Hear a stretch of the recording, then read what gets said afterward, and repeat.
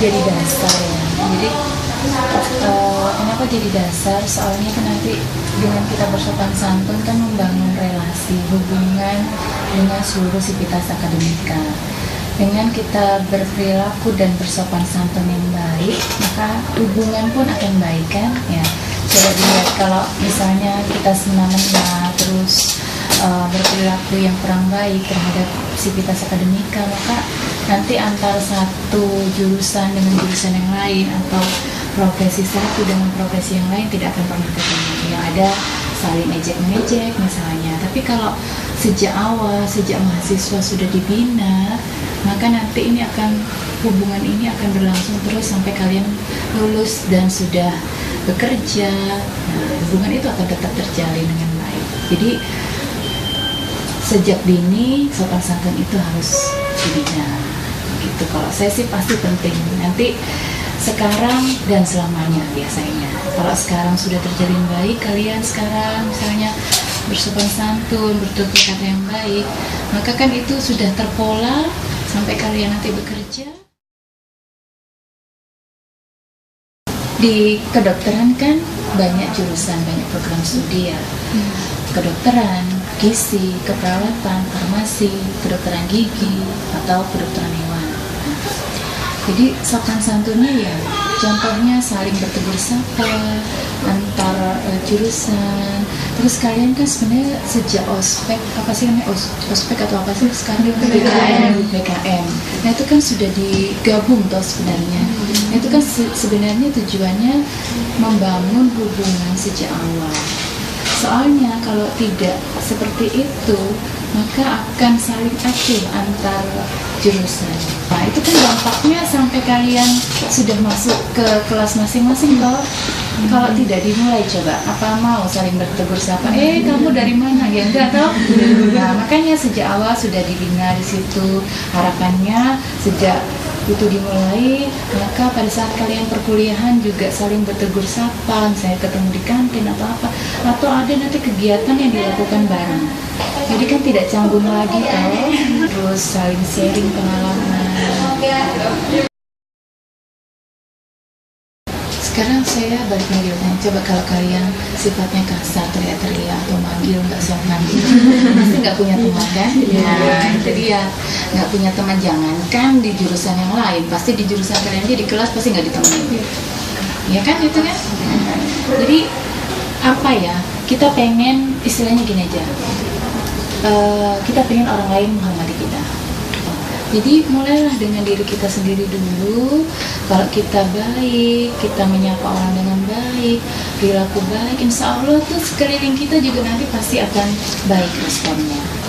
Jadi istilahnya jangan mengharapkan orang lain menghormati kita kalau kita tidak dulu yang berperilaku baik.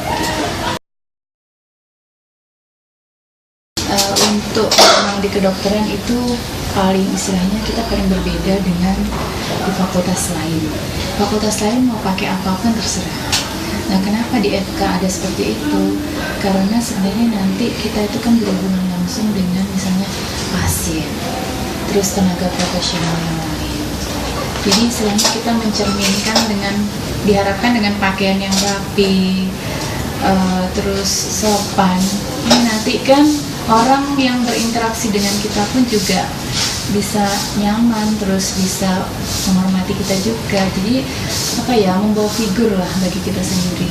Bayangkan kalau misalnya kita berpakaian semau kita pergi ke kampus, pakai celana pendek atau apa gitu kan, apa itu mencerminkan seorang profesional kesehatan gitu. Beda soalnya keadaan kita dengan yang di luar negeri. Kalau di luar negeri musim summer holiday, summer itu udah mereka pakai baju segini, terus celana pendek. Terus kalau orang lihat biasanya tatapan pertama itu dari pakaian. Padahal belum tentu ya. Nah, at least tidaknya kalau orang sudah impresif pada kita pertama kali, pakaiannya rapi, terus memang dia dari tenaga kesehatan, orang juga akan menghormati kita. Jadi ya awal. Jadi istilahnya gini, kalau di kalian sudah mulai sekarang masuk FK, pakaiannya sudah ada yang standar terus rapi, nah harapannya kan itu tetap akan kalian bisa gunakan ataupun sudah polanya seperti itu pada saat kalian bekerja gitu. jadi sudah dibina sejak sekarang. Oke, kolaborasi itu kalau menurut saya itu sangat penting. Nah ini mau sampai mana dulu? Kolaborasi nanti pada saat kalian sudah bekerja atau pada saat mahasiswa? Kerja ya. Oke, sekarang kita ambil contoh gini deh.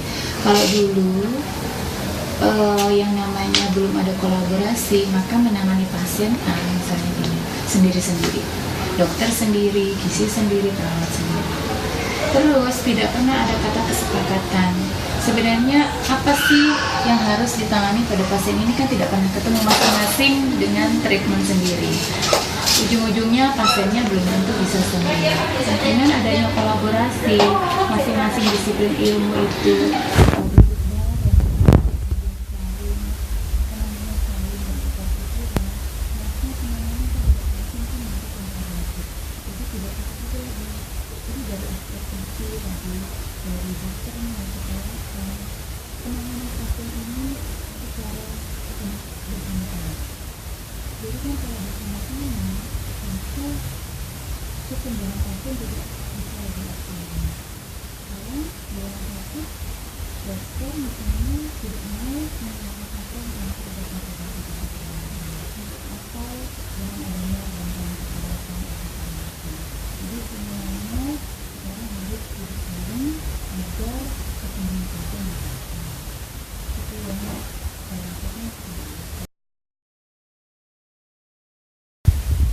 bersama mahasiswa FKUB saya terus terang sampai sekarang baru mengajar gizi ya, jadi saya kesannya pasti akan saya berikan untuk kelas A1 dan A2 ya.